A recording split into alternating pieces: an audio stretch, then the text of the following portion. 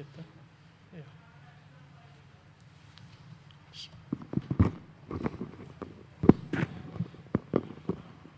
بسم الله الحمد لله والصلاة والسلام على رسول الله وعلى آله وأصحابه ومن والاه وبعد. قال المصنف حفظه الله تعالى: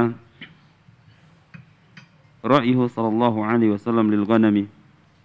قال ابن سعد في طبقاته: وكان أبو طالب لا مال له، فلما عاد رسول الله صلى الله عليه وسلم من هذه الرحلة بدأ سعيه في طلب رزقه، وقد استغل النبي صلى الله عليه وسلم في سباه برعي الغنم ورعاها لبعض أهل مكة، وبذلك ضرب مثلا عاليا من صغاره في اكتساب الرزق في القد والتعب.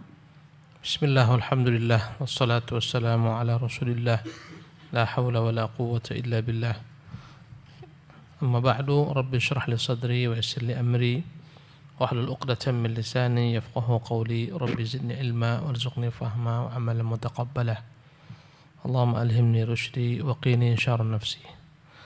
Ikhwati fillah, kita lanjutkan kembali pembahasan kitab Al-Lu'lu'ul Maknun fi Siratin Nabiyil Ma'mun karya Syekh Musa bin Rashid Al-Azimi.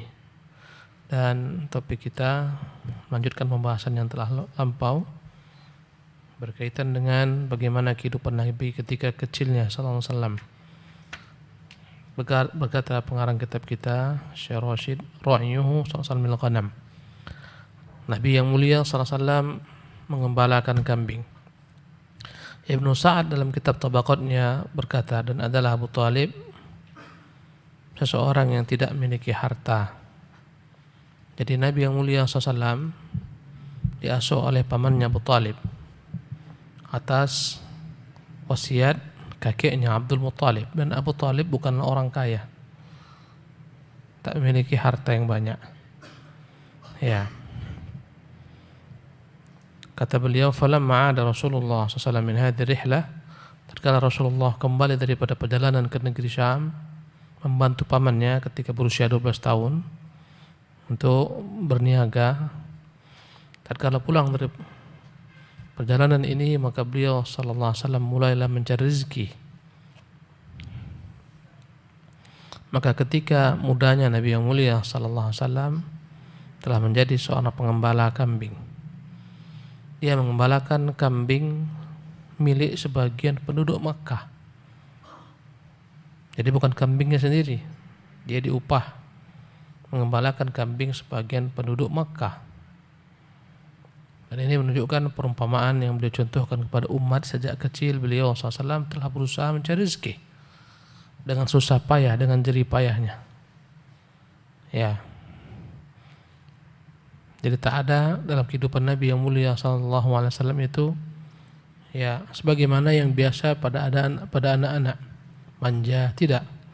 Ya, beliau tak putus dirundung malang sehingga menempa diri beliau SAW. Baru sebentar diasuh oleh kakeknya, wafat pula sang kakek.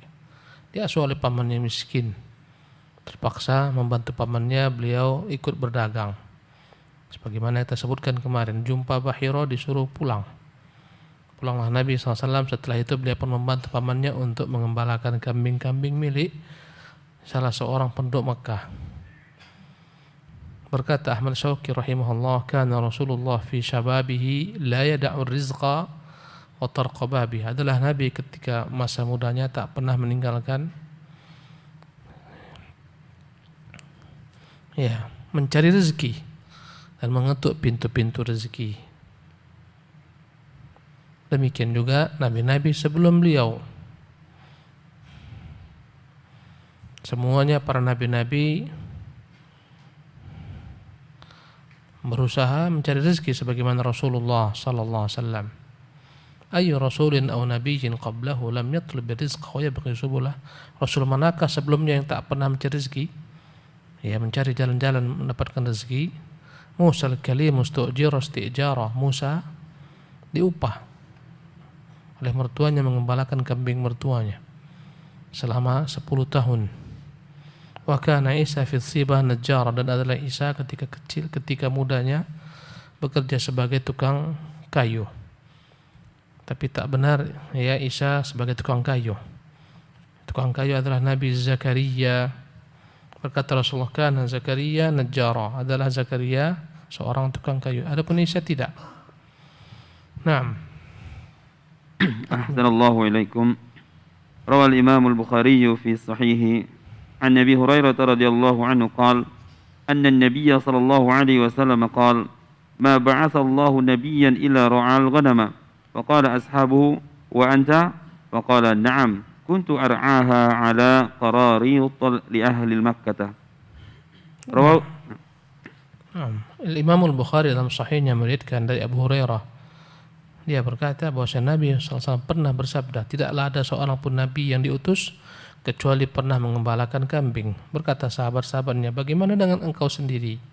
Dia berkata, ya, aku pun mengembalakan kambing untuk mendapatkan beberapa kerat daripada ya upah yang diberikan oleh salah seorang pemilik kambing dari ahli Makkah.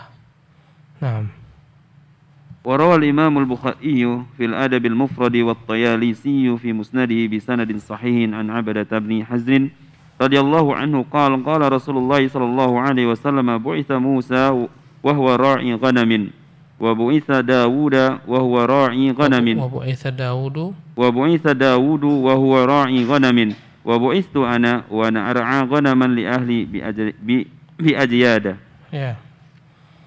Al-Imam Al-Bukhari dalam kitabnya Al-Adab Al-Mufrad meriwayatkan demikian pula Imam Tayalisi dalam musnadnya dengan sanad yang sahih dari Abdah bin Hazan. Dia berkata, bersabda Rasulullah, Musa diutus dan sebelumnya dia adalah seorang pengembala kambing. Demikian juga Daud diutus sebagai rasul dan dia juga pengembala kambing. Dan aku pun diutus sebagai rasul sebelumnya mengembalakan kambing. Ya, aku mengembalakan kambing untuk keluargaku di Ajiyad. Ya, Ajiyad nama satu gunung di Mekah. Sampai sekarang masih ada namanya Ajiyad. Di sanalah Nabi yang mulia SAW mengembalakan kambing. Naam.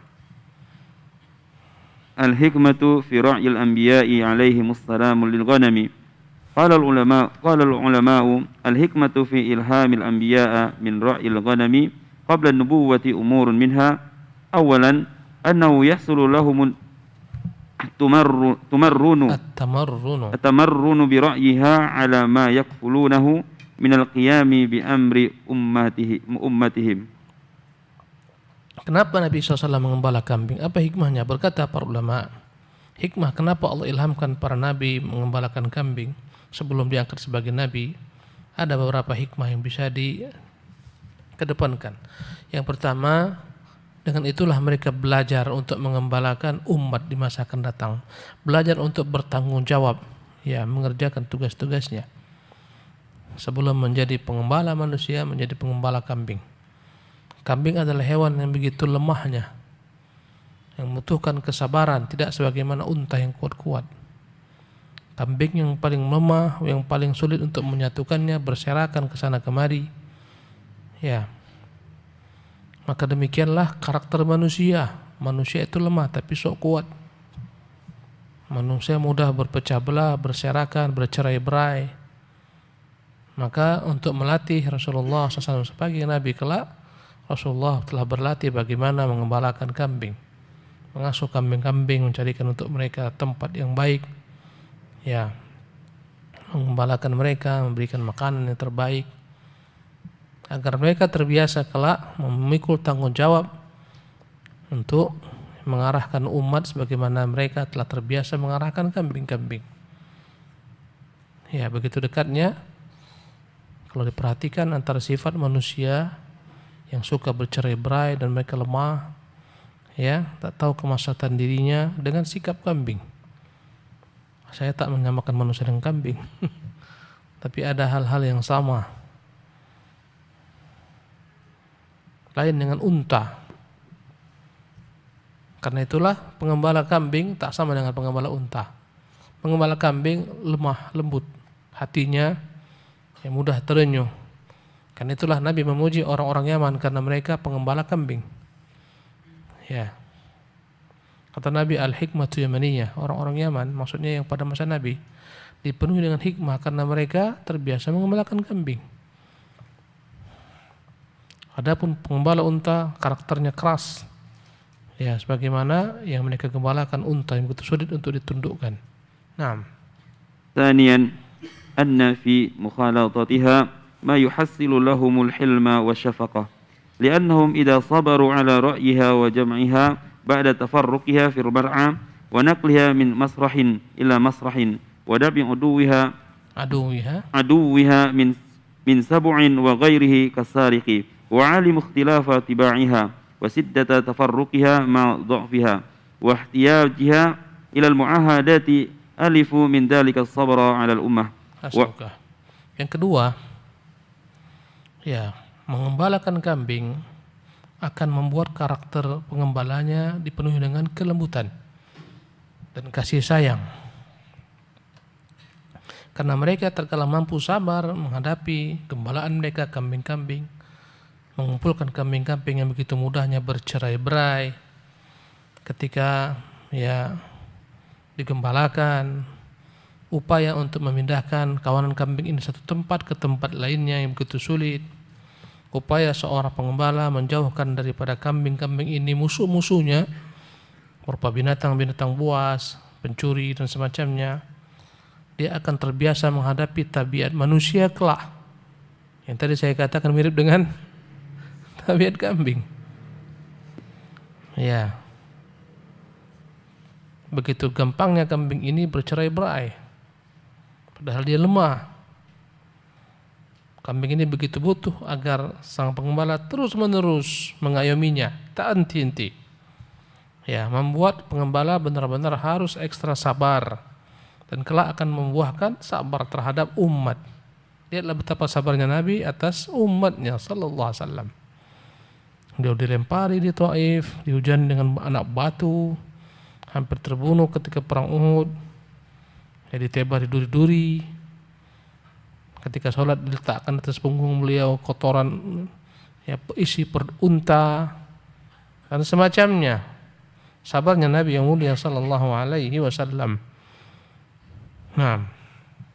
وعرفوا اختلاف طباعها وتفاوت عقولها فجبروا كسرها ورفقوا بضعيفها وأحسنوا التعاهد لها فيكون تحملهم لمشقة ذلك أسهل مما لو كلفوا القيام بذلك من أول وهلة لما يحصل لهم من التدريج على ذلك برعي الغنم. Ya. Taulah bagaimana para pengembala kambing itu ikhtilaf tibaiha, berbeda-bedanya tabiat kambing dan sebagaimana berbeda-bedanya tabiat manusia.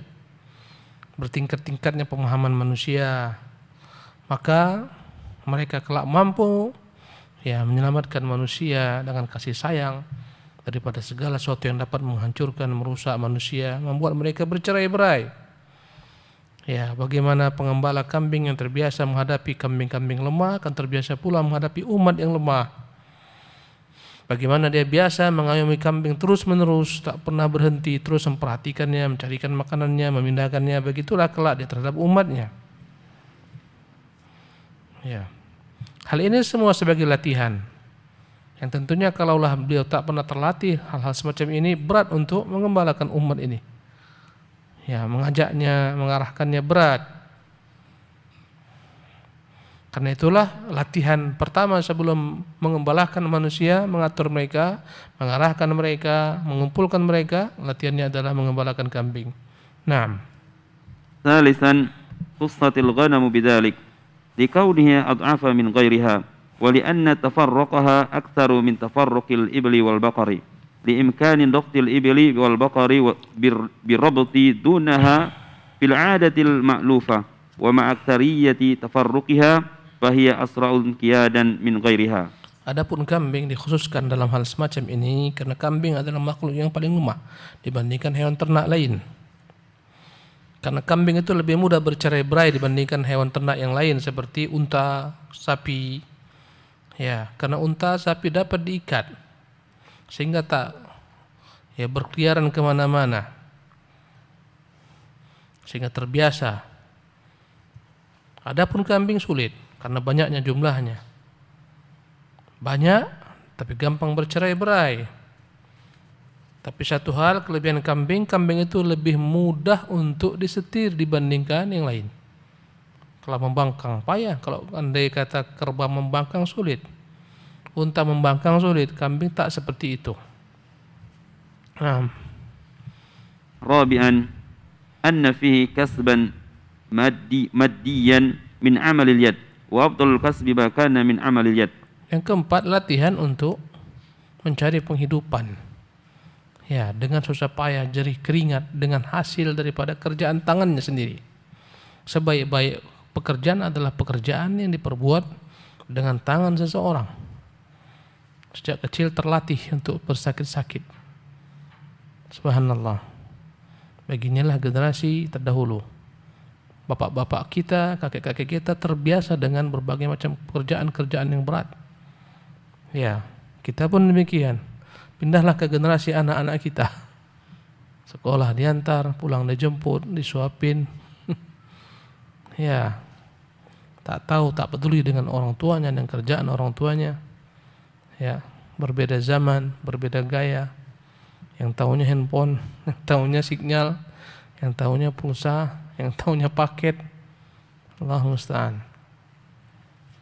Itu anak-anak kota. Ya. Adapun anak-anak di kampung yang mereka tak punya sinyal, tak punya jet-jet, tak punya handphone, mereka lebih tangguh. Karena itulah banyak anak-anak kampung yang berhasil menjadi orang besar. Ya, dibandingkan daripada anak-anak yang terbiasa manja dari hasil pendidikan anak-anak di kota. Naam.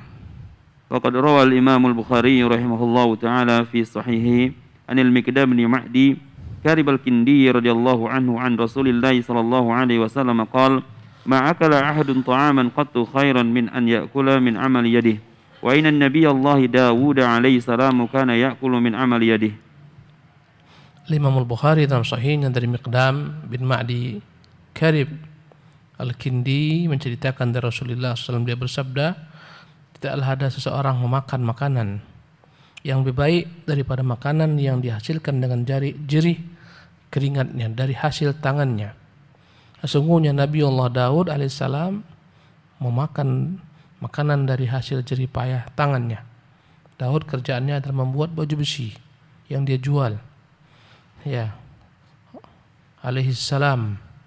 Maka para nabi tak ada yang malas-malas. Semua pekerja tangguh, pekerja yang tekun. Para nabi.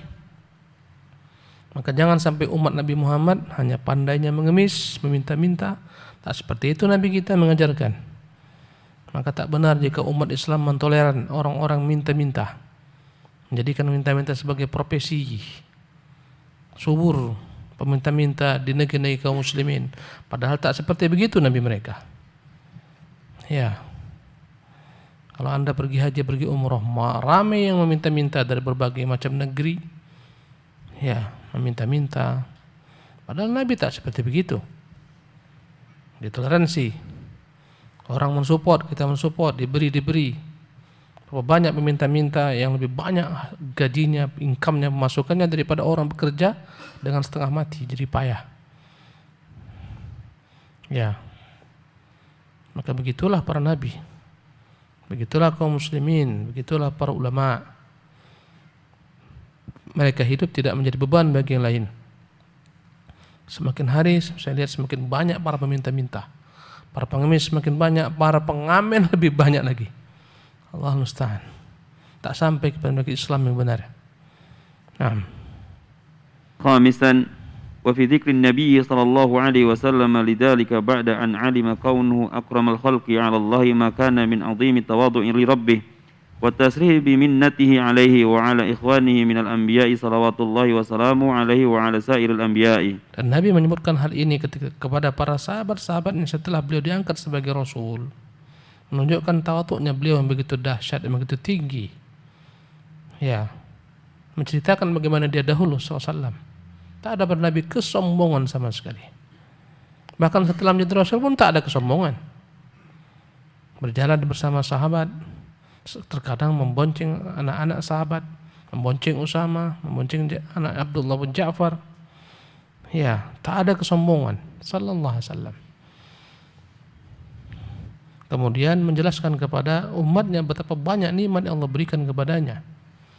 Demikian juga kepada para nabi-nabi sebelum beliau.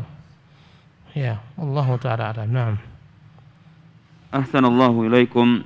Fawaidul hadits. Qala al-Hafidz fil Fath wa fil hadits. Awalan, fadlul amali bil yad wa taqdimu ma yubashiruhu syakhsu bi nafsihi ala ma yubashiru bi ghairihi. Adapun faedah daripada hadis di atas, ya, hadis yang berbunyi tidaklah ada seorang makan lebih baik daripada hasil jerih payah keringatnya. Faedah hadis ini pertama, ini menunjukkan keutamaan orang yang bekerja dengan jerih payah keringatnya, dengan buah tangannya. Ya. Lebih utama adalah orang yang bekerja dengan sendirinya dibandingkan dia mempekerjakan orang lain. Dia mengurusi sendiri. Nah. ثانيا والحكمة في تخصيص داود عليه السلام بذكر أن اقتصاره في أكله على ما يعمله بيده لم يكن من الحاجة لأنه كان خليفة في الأرض كما قال الله تعالى وإنما ابتغى الأكل من طريق الأفضل ولهذا أورد النبي صلى الله عليه وسلم قصته في مقام الاحتجاج بها على ما قدمه من أن خير الكسب عمل اليد وهذا بعد تقرير أن شرع من قبلنا شرع لنا ولا سيما إذا ورد في شرعنا مدحه وتحسينه مع عموم القول تعالى فبهداه مقتدي. Adapun hikmah, kenapa disebutkan dalam hadis Daud, dikhususkan dispesialkan Daud? Sesungguhnya Nabi Allah Daud makan dengan hasil jerih payah keringatnya, dari hasil kerjaan tangannya. Kenapa Daud alaihissalam disebutkan di sini? Ya, karena Daud alaihissalam memang makan dari hasil jerih payah ya dirinya sendiri, dari hasil tangannya sendiri. Padahal dia seorang khalifah. Andai kata dia mau makan daripada kekuasaannya sebagai khalifah, sebagai raja bisa, tapi dia tetap makan dari hasil jerih tangannya sendiri. Ya, Daud alaihissalam. Maka apa yang dia makan adalah merupakan hasil daripada jerih keringatnya. Karena itulah Nabi sebutkan tentang keutamaan Daud alaihissalam yang dia makan dari hasil jari tangannya. Dia buat baju perang, dia jual, padahal dia seorang raja. Ya, ini setelah kita jelaskan bahwa syariat orang-orang sebelum kita akan menjadi syariat bagi kita pula. Apabila dalam syariat mereka itu ada pujian dari syariat kita. Nabi memuji syariat Daud alaihissalam yang makan dengan jerih tangannya, berarti itu pujian untuk kita pula, agar kita makan dengan jerih payah kita. Ya. Apalagi masuk dalam firman Allah SWT ketika menyebutkan para nabi-nabi, kata Allah di penghujungnya, fabihudahum iqtadih. Dengan petunjuk para nabi-nabi tersebut, maka jadikan mereka sebagai panduan. Ya. Ini yang paling baik, pekerjaan yang didapatkan dari hasil jerih keringat seorang, dari hasil tangannya sendiri. Naam. Thalitsan wa fihi an at-takassuba la yakdahu fi tawakkuli. Ya, yang ketiga, bahwasanya mencari nafkah, mencari rezeki ini tidaklah mengurangi tingkat tawakal seorang. Tawakal itu bukanlah engkau bermalas-malasan menunggu rezeki datang, tidak. Kau harus berusaha mencarinya. Naam. Rabi'an wa fihi anna dzikra syai'i bidalilihi awqa'u fi nafsi sami'ihi. Ya, faedah berikutnya bahwasanya menyebutkan sesuatu dengan dalilnya itu akan lebih dalam mengena dalam hati pendengarnya. Ketika Nabi menjelaskan kepada umatnya tentang pentingnya bekerja keras dengan jerih keringat seseorang, dia sebutkan dalilnya, disebutkan contohnya. Ya. Jadi janganlah kita menjadi beban bagi manusia. Ya, malas mencari nafkah, jadi pengamen, jadi pengemis, jadi Pak Ogah. Pak Ogah tahu ya? Malas, tubuh kuat-kuat. Ya, tak ada kerja, pengangguran, banyak yang dapat dikerjakan. Banyak sekali. Tak ada tempat bagi pemalas di dunia ini. baik dalam bab dunia dan dalam bab akhirat, harus bekerja keras. Ya, yang tak bekerja keras, pemalas, dia menikmati kemalasannya di awal akan menjadi sulit di akhir. Berkata Ibnu Qayyim rahimahullah, innahu la yunalu ar-rahatu bir-rahati. Kenikmatan tak akan pernah diperoleh dengan kenikmatan serupa. Kenikmatan innama tunalu ar-rahatu bijisrin min at-ta'bi. Kenikmatan itu akan diperoleh dengan jembatan daripada kesulitan. Ya. Kata Imam Syafi'i rahimahullah, ya. Fansaf fa inna ladzizal 'aishi fin nasabi. Berpayah-payahlah engkau, bekerja keraslah engkau, bersulit-sulitlah engkau, sesungguhnya kenikmatan hidup diperoleh setelah berpayah-payah. Pepatah kita, ya, berakit-rakit ke hulu, berenang-renang ke tepian. Bersakit-sakit dahulu, senang kemudian. Ini semuanya sejalan. Yang bersungguh-sungguh dapat, menjadda wajadah. Ya, yang bersungguh-sungguh akan mendapat, memperoleh. Banyak orang-orang yang berhasil karena sungguh-sungguhnya. Dari kampung ke Batam tak ada apapun, mungkin baju kaos saja yang punya modalnya. Kemudian jadi pengusaha, macam-macam dengan kesungguhannya. Ya. Dan banyak juga orang bersungguh-sungguh dalam menimba ilmu.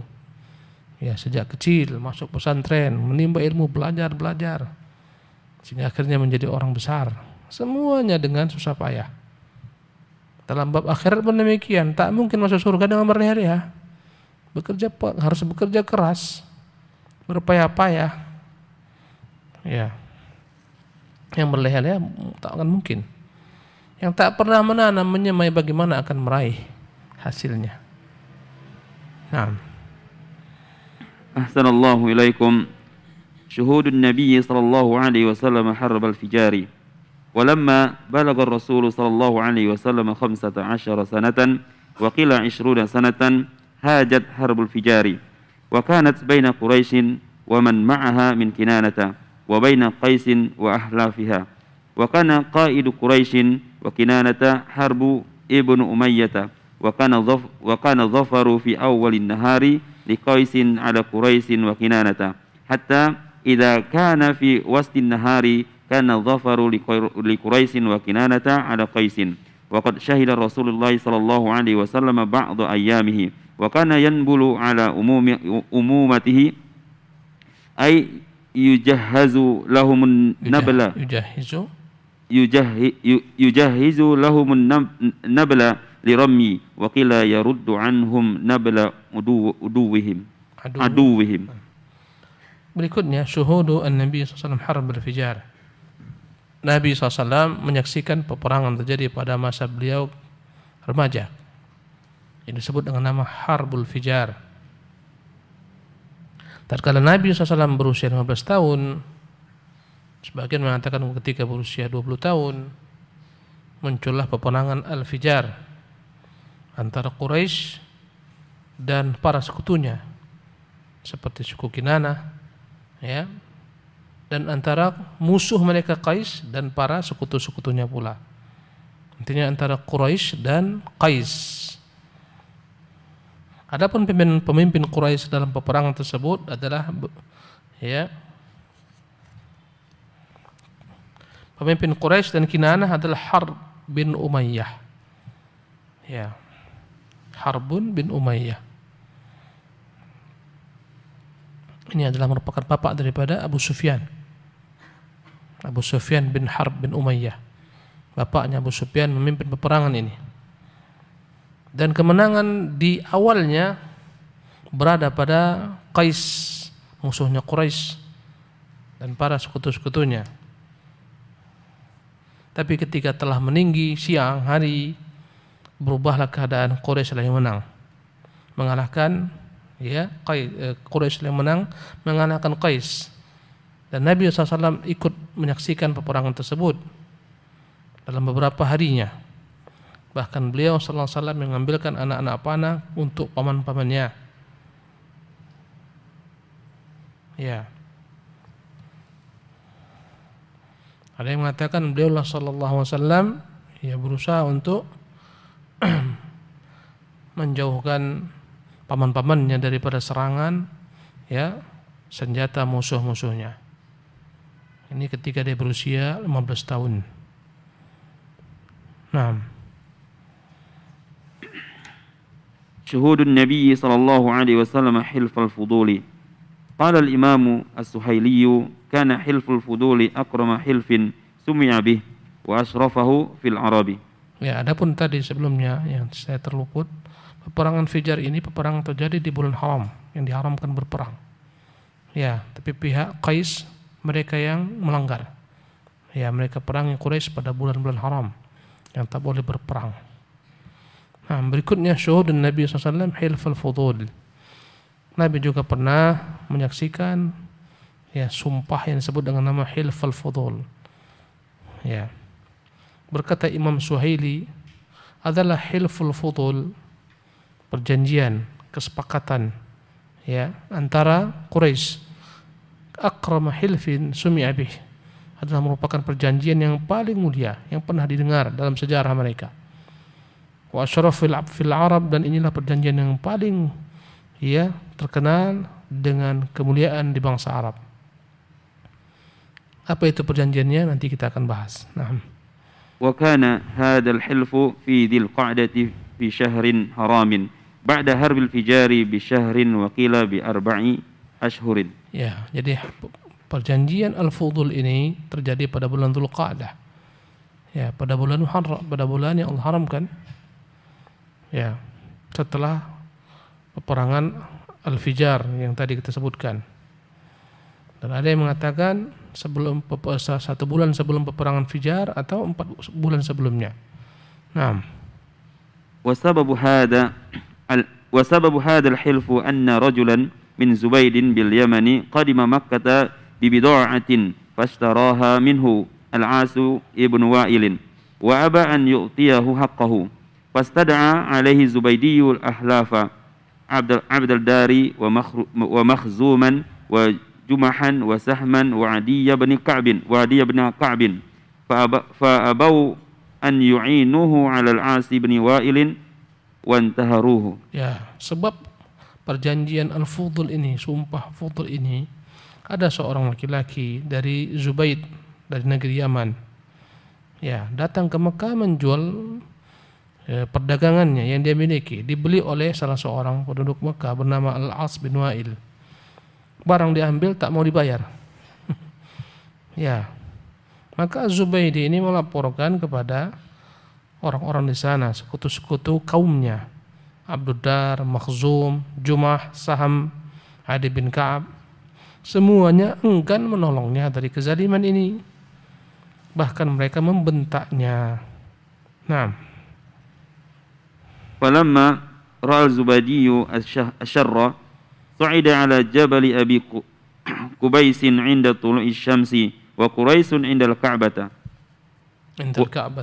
الكعبة ونادى بأبياته المشهورة يصف فيها ظلماته رافعا صوته. Ya, tatkala Az-Zubaydi ini melihat ya mereka telah sepakat dengan keburukan ini, tak mau menolong orang yang terzalimi, dia naik ke atas puncak gunung namanya Gunung Abu Qubais. Sekarang gunung itu di atasnya berdiri istana. Yang di samping haram, yang di atasnya istana itu namanya Gunung Abu Qubais.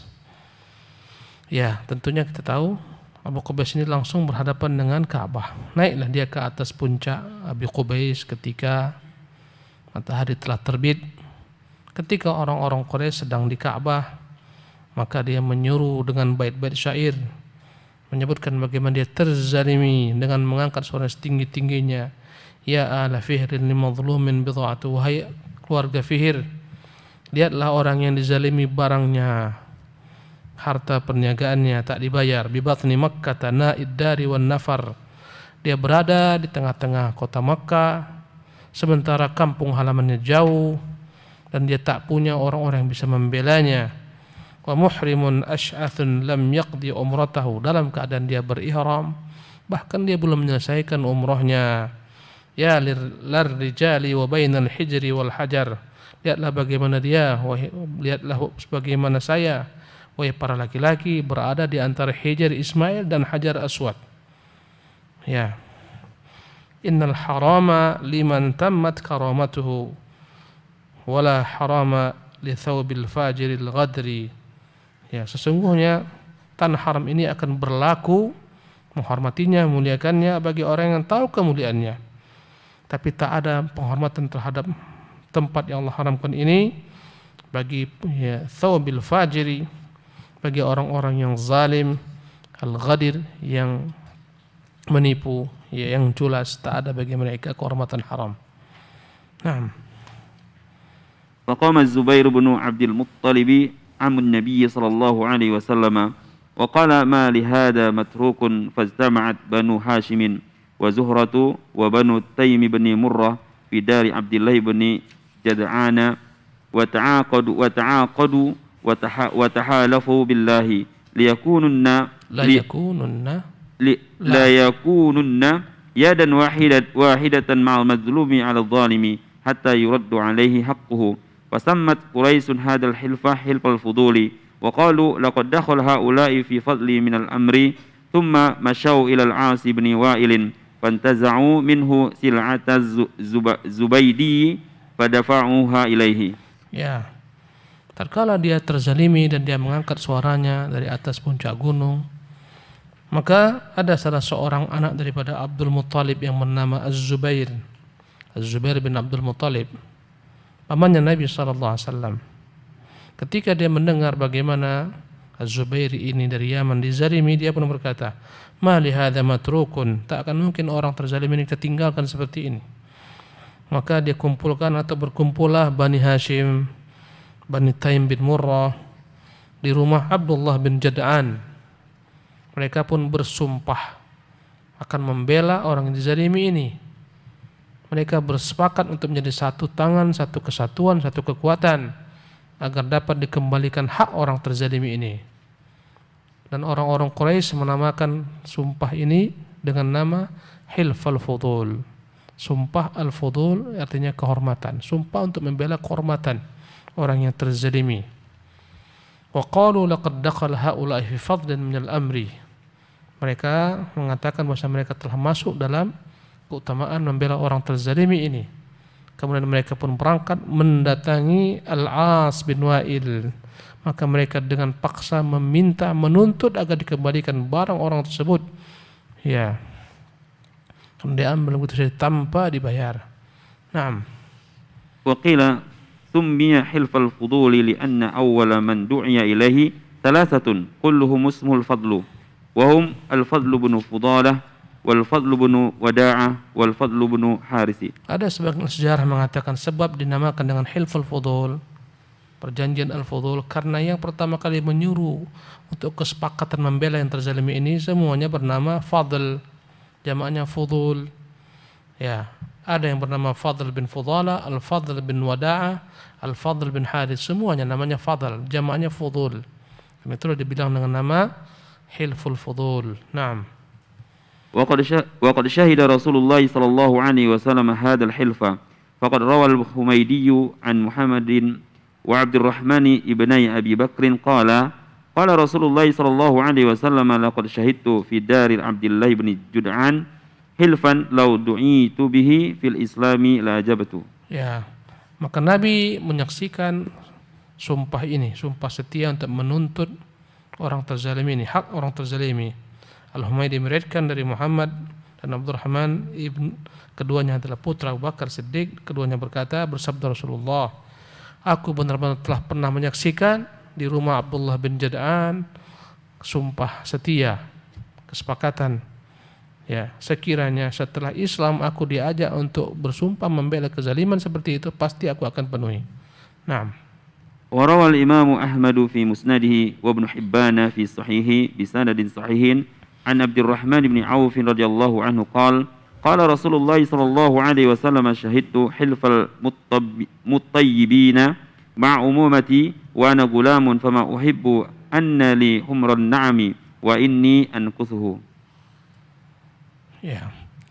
Kemudian Al-Imam Ahmad meriwayatkan dalam musnadnya dan Ibnu Hibban dalam sahih yang sahih dari Abdurrahman bin Auf, dia berkata, bersabda Rasulullah SAW, aku pernah menyaksikan hilfal mutayyibin, Ya. Sebagian orang mengartikan hilfal mutayyibin ini adalah hilfal fudul. Aku menyaksikan kesepakatan al-fudul. Al-mutayyibin artinya adalah yang baik-baik. Ma'umumati, ketika itu aku bersama paman-pamanku, wa ana ghulam, aku masih berusia kanak-kanak, ya belum lagi dewasa. Fama uhibbu anna li humran na'am, maka aku tak ingin digantikan waktu tersebut, ya, walaupun dengan unta-unta merah. Wa inni angkuthuhu, aku tak ingin kalaulah aku yang membatalkan sumpah tersebut. Sallallahu alaihi wasallam. Naam. Ahsanallahu ilaikum. Khurujur Rasul sallallahu alaihi wasallam bi tijarati Khadijah radhiyallahu anha. Ya. Kemudian kita pindah kepada yakni Nabi yang mulia sallallahu alaihi wasallam membawa dagangan Khadijah. Ya, tadi dia menceritakan ketika berusia 15 tahun. Sekarang kita pindah ketika Nabi telah berusia 25 tahun. Di mana dia telah dipercayakan untuk membawa dagangan salah seorang pedagang wanita yang paling handal di kota Makkah yang bernama Khadijah radhiyallahu anha. Naam. Wa fil khamisati wal 'ishrina min umurihi al-mubariki kharaja an-nabiy sallallahu alaihi wasallam tajiran ila asy-Syam fi mali Khadijah radhiyallahu anha. Ketika Nabi berusia 25 tahun pada umur yang begitu berkah, keluarlah Nabi sallallahu alaihi wasallam sebagai pedagang, membawa dagangan milik Khadijah radhiyallahu anha ke negeri Syam. Naam. Wa kanat Khadijah bintu Khuwailid imra'atan tajiratan dzata syarafin wa malin tastajiru rijala fi maliha wa tudaribuhum iyyahu bi syai'in taj'aluhu lahum. Dan adalah Khadijah ini namanya Khadijah bintu Khuwailid, seorang wanita tajir, pedagang yang memiliki kemuliaan, yang memiliki harta yang banyak. Dia terbiasa memakai jasa orang-orang untuk melakukan atau menjualkan barang-barangnya. Ya, membawa barang-barang yang untuk dijual ke negeri Syam, kemudian membeli barang-barang dari negeri Syam untuk dijual di Mekah. Ya, terbiasa bermudharabah, memakai orang-orang yang dianggap amanah untuk menjalankan hartanya dan bagi hasil. Naam. فلما بلغها عن رسول الله صلى الله عليه وسلم ما بلغها من صدق حديثه وعظم أمانته وكرم أخلاقه وبعثت إليه فعرضت عليه أن يخرج في مالها إلى الشام تاجرا وتؤتيه أفضل ما كانت تؤتي غيره من التجار فقبله رسول الله صلى الله عليه وسلم منها. Ya. Tatkala dia mendengar tentang Rasulullah sallallahu alaihi wasallam, betapa Rasulullah dipuji oleh Quraisy kejujurannya ya dalam berbicara, amanahnya, akhlaknya yang mulia. Ya, maka dia terpikat dengan Rasulullah SAW, ingin ya bekerja sama dengan Rasulullah SAW. Maka dia utus orang untuk bernego dengan Nabi yang mulia SAW agar Nabi yang membawa dagangannya ke negeri Syam, yang menjual barang-barangnya ke negeri Syam. Dan dia berjanji akan memberikan Nabi yang mulia SAW upah yang lebih banyak daripada upah-upah sebelumnya diberikan kepada selain Nabi SAW. Maka Nabi pun menerima hal tersebut sallallahu alaihi wasallam. Naam. Wa fi riwayatin anna Aba Talib qala lin-nabiy sallallahu alaihi wasallam ana rajulun la mala li wa qad istaddar zamanu alaina wa hadhihi 'iru qaumika wa qad hadara khurujuha ila Syami wa Khadijah bintu Khuwailid tab'athu rijalan min qaumika fi 'iratiha falau ji'taha fa'aradta nafsaka 'alayha la asra'at ilayka lima yablughuha 'anka min taharatika wa fadlika 'ala ghairika fabalagha Khadijatal khairu khabaru fa arsalat ilayhi fi dhalik wa qalat lahu ana u'tika dhi'fa ma u'ti rajulan min qaumika faqala Abu Talib hada rizqun qad saqahu Allah ilaik. Dalam riwayat lainnya bahwasanya pamannya Abu Talib berkata kepada Nabi SAW, wahai Muhammad, aku ini tak punya harta, dan kau melihat bagaimana payahnya zaman sekarang ini, sulit. Dan ini ya barang-barang milik kaummu akan segera dibawa, akan diberangkatkan ke negeri Syam.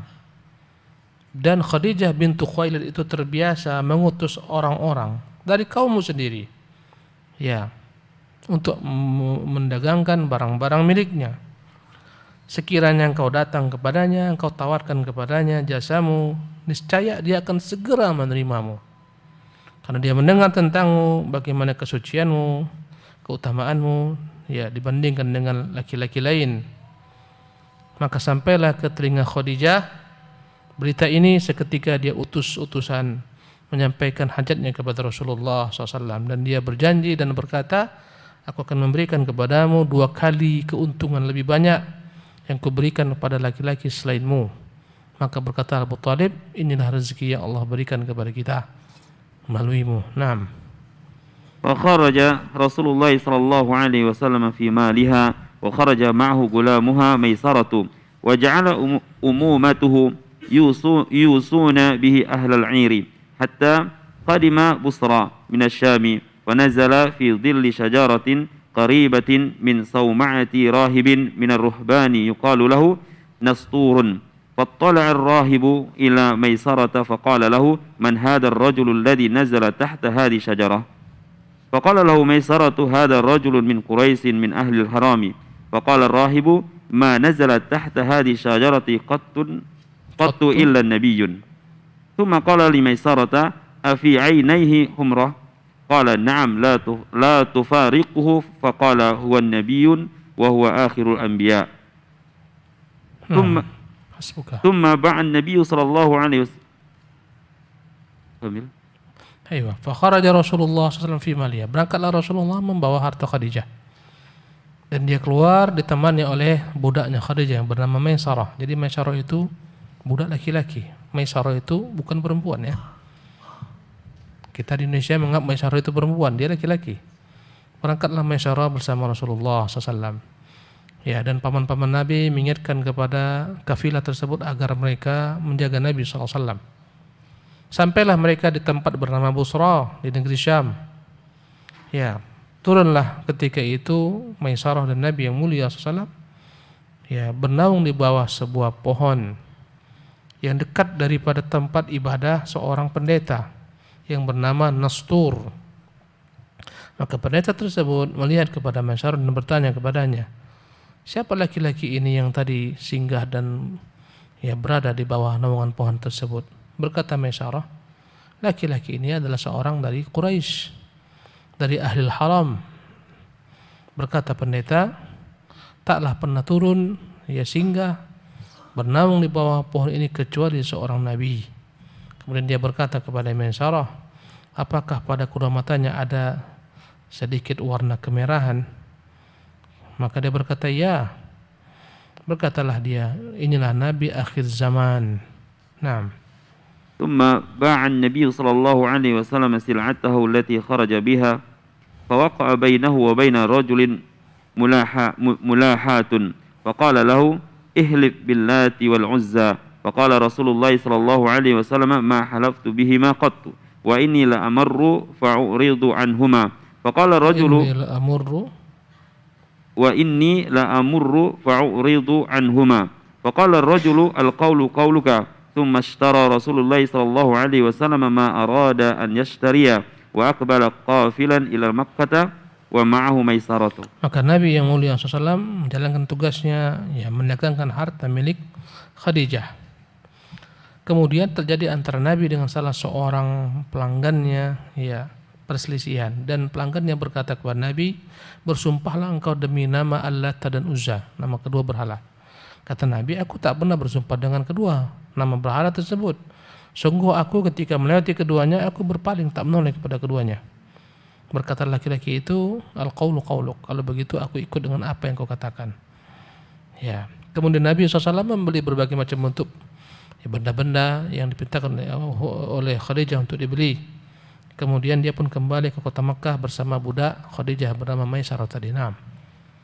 وكان الله قد ألقى عليه صلى الله عليه وسلم المحبة من ميسرة فكان كأنه عبد له فلما كانوا بمر ظهران قال ميسرة يا محمد انطلق إلى خديجة فأخبرها بما صنع الله لها على وجهك فإنها تعرف ذلك لك فتقدم رسول الله صلى الله عليه وسلم حتى دخل مكة في ساعة ظهيرة وخديجة في علية لها فرأت رسول الله صلى الله عليه وسلم وهو على بعير وملكان يذلانه فأرته نساءها فعجبنا لذلك ودخل عليها رسول الله صلى الله عليه وسلم فخبرها بما ربحوا في وجههم فسرت بذلك فلما دخل ميسرة عليها أخبرته بما رأت فقال قد رأيت هذا منذ خرجنا من الشام وأخبرها بما قال الراهب نسطور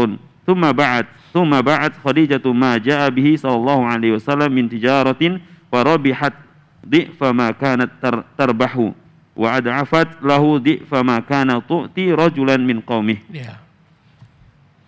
Dan adalah Allah Subhanahu wa taala telah membuat dalam hati ya Nabi yang mulia SAW kecintaan kepada Maisarah.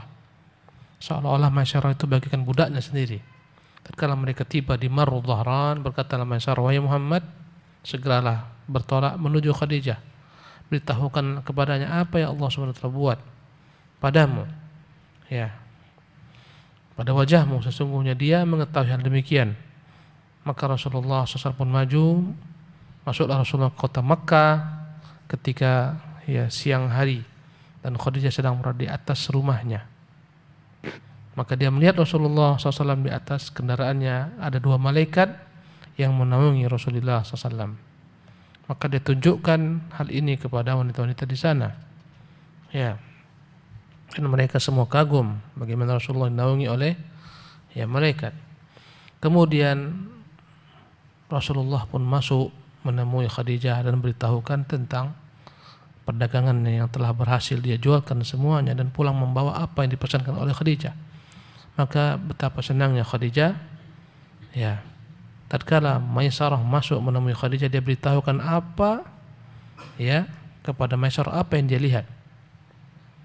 Ya, Nabi SAW dinaungi malaikat. Berkatalah Maisarah, aku pun telah melihat sejak kami keluar dari Syam. Dan dia beritahukan juga apa yang telah dikatakan oleh Nustur tentang Nabi yang mulia, dia adalah Nabi akhir zaman. Ya.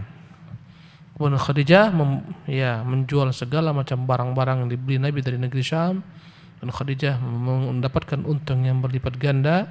Kemudian dia berikan kepada Nabi SAW juga upah yang berlipat ganda yang tak pernah diberikan kepada kaumnya. Sampai di sini insyaallah tabaraka taala kita lanjutkan kesempatan akan datang. Subhanakallah bihamdika asyhadu an la ilaha illa anta astaghfiruka wa atubu ilaik.